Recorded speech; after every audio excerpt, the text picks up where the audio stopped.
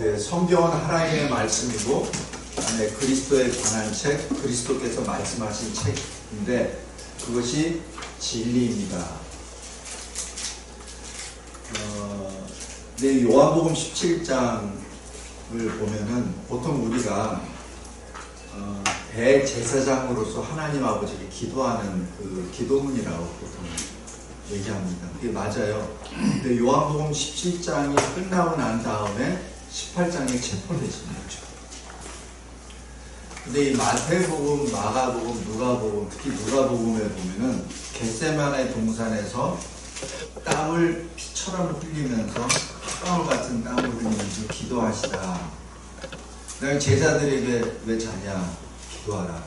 또 가서 또 자냐? 이렇게 하고 이제 때가 됐으니 가자 하면서 가신 것이 잡히시던 그 장소예요. 그래서 지금 누가복음에 그 겟세마네 기도를 할 때 지금 제자들이 기억하고 있는 것은 이거 한 구절이에요.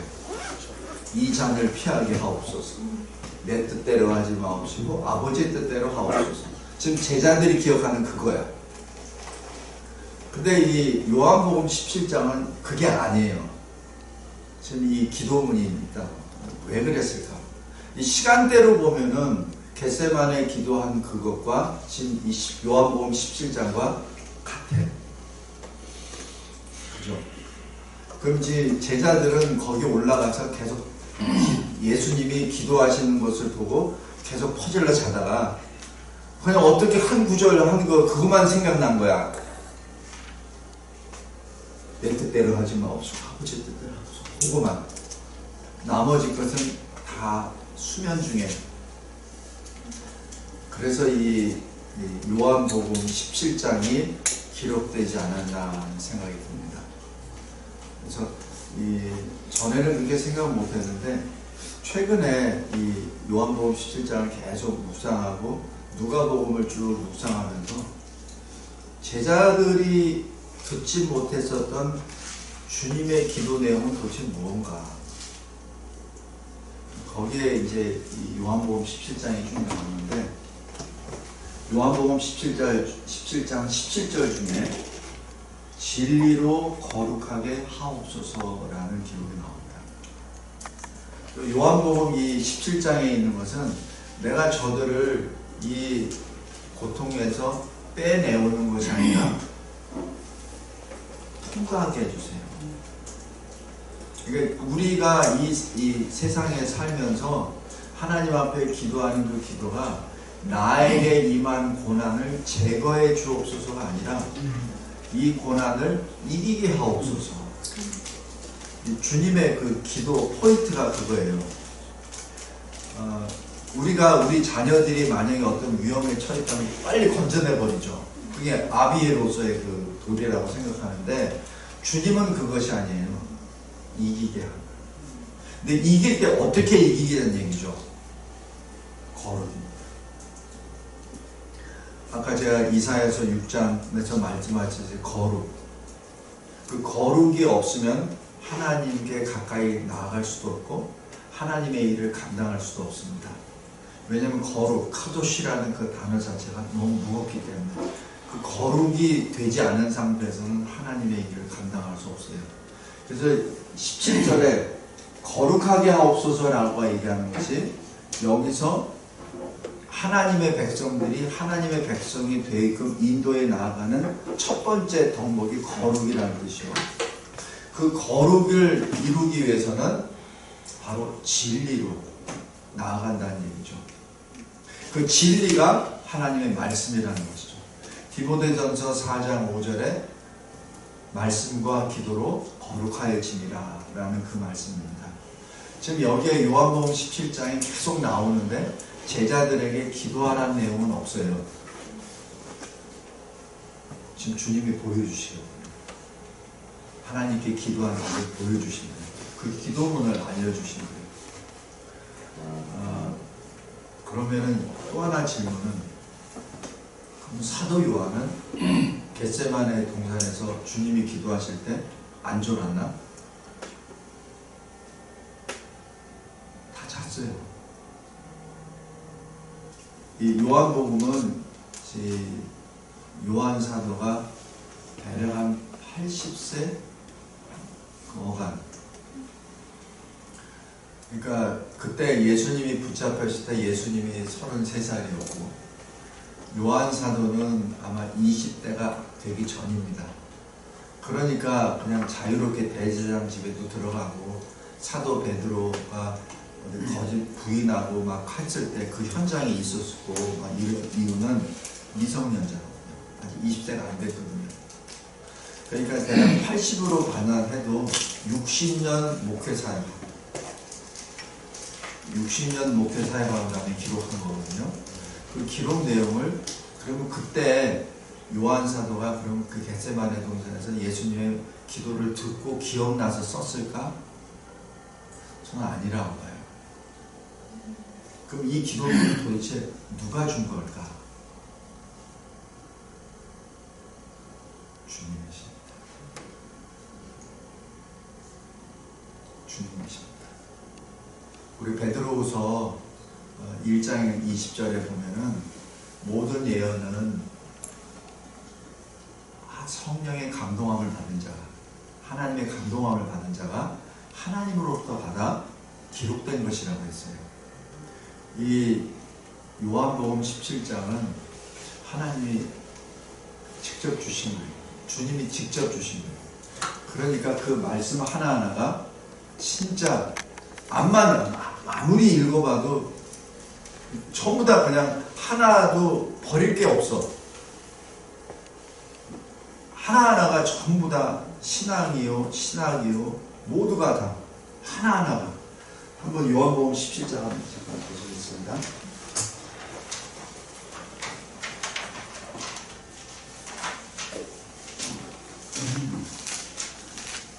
1절 보세요.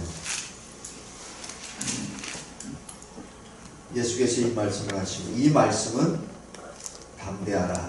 너희가 환난을 당하나 내가 세상을 이겼노라 라는 그 말씀을 하시고 눈을 들어 하나님 아버지께 기도합니다. 아버지여 때가 이르렀사오니 아들을 영화롭게 하사 아들로 아버지를 영화롭게 하옵소서. 이것이 지금 십자가의 앞에 서서 주님이 고백하는 그 내용이고요. 2절에 아버지께서 아들에게 주신 모든 사람에게 영생을 주게 하시려고 만민을 다스리는 것을 아들에게 주셨음 이로소이다 라고 말합니다. 지금 이 아들 예수 그리스도께서 세상에 오신 것은 자기 백성을 그들의 죄에서 구원하시기 위해서 오신 것이죠.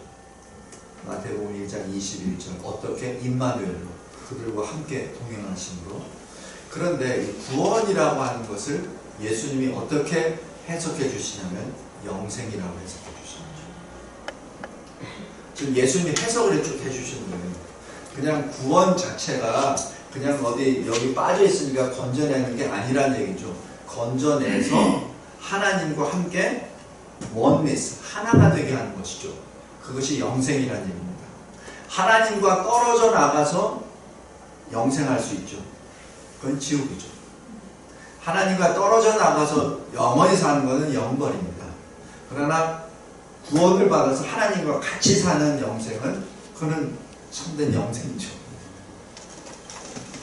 지옥에서 영원토록 살면 뭐합니까? 차라리 죽는 게 낫죠. 그런데 여기 영생에 대해서 3절에 이렇게 정의를 내립니다.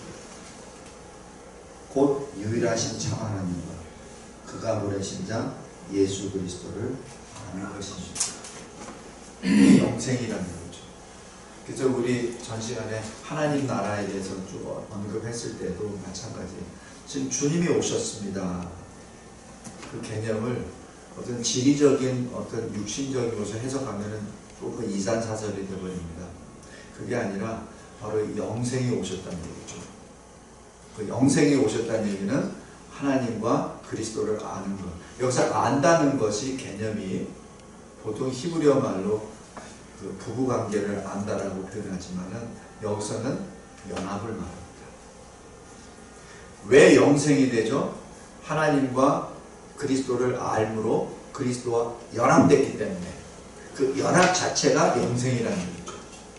그래서 연합된 자는 죽음을 두려워하지 않습니다. 왜냐하면 죽음은 육신의 장막이니까. 그죠? 그래서 영생이라는 이 말씀을 지금 예수님이 기도를 통하여 지금 해석을 쭉 해주십니다. 그 다음에 4절. 아버지께서 내게 하라고 주신 일을 내가 이루어 아버지를 이 세상에서 영화롭게 하였사오니 라고 말씀합니다. 지금 이 말씀의 성취는 십자가 대속의 성취로 이루어지는 것이죠.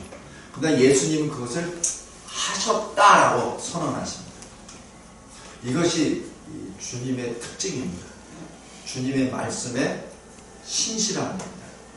다른 말씀은 인간은 아직 안 했잖아요 라고 얘기를 해요. 그러나 주님의 말씀에는 변함이 없죠.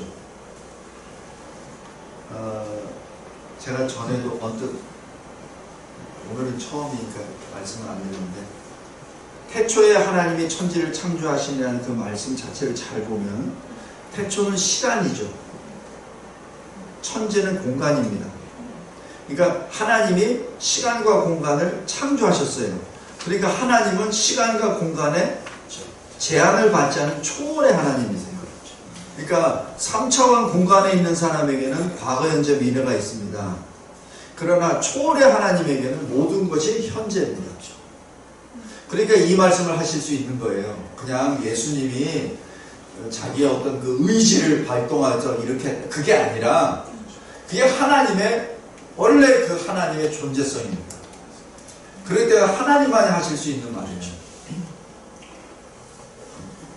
5절에 아버지여 창세전에 내가 아버지와 함께 하셨던 영화로서 지금도 아버지와 함께 나를 영화롭게 하옵소서라고 하는 그 말씀이 여기서 또 하면서 아까 이 요한복음 1장에 태초에 말씀이 계시니라 말씀이 하나님과 함께 계시니 그 말씀이 곧 하나님이시니라 라는 그 말씀하고 바로 연계가 됩니다. 그 다음에 지금 6절입니다. 세상 중에서 내게 주신 사람들에게 내가 아버지의 이름을 나타내었나이다. 그들은 아버지의 것이었는데 내게 주셨으며 그들은 아버지의 말씀을 지켰나이다.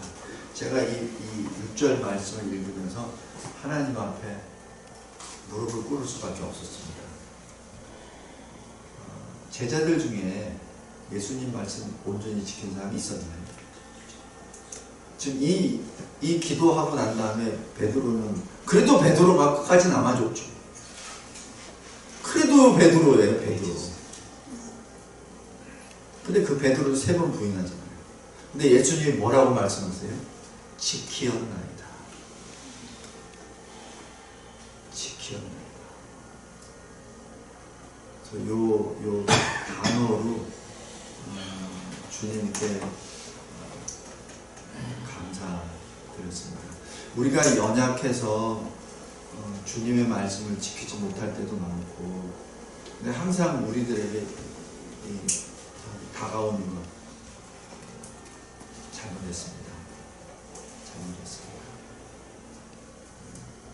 또 근데 주님은 그렇게 인정하십니다. 지키옵나이다. 그것이 요한일서 2장 1절에 우리에게 유일한 대언자.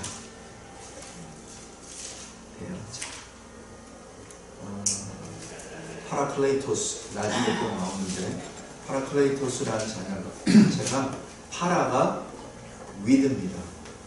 클레이토스가 because입니다. 그러니까 그게 성령이에요. 보혜사예요. 그 보혜사는 우리와 함께 계신 분인데 주님이 보내주신 분, 하나님이 보내주신 분입니다. 그래서 마지막 그 심판 보좌 앞에 섰을 때도 그 파라클레이토스가 바로 계시는데 그분이 주님이라는 얘기예요. Another 파라클레이토스가 성령이십니다. 요한복음에 또 나옵니다. 지금 여기 보면은 6절에 주님이 말씀하세요. 여기 좀 사람들 하나님이 나에게 주신 사람들입니다. 그러니까 우리의 정체성이에요. 우리의 정체성은 하나님 아버지께서 예수님께 맡기신 자들입니다. 그것이 감동이죠.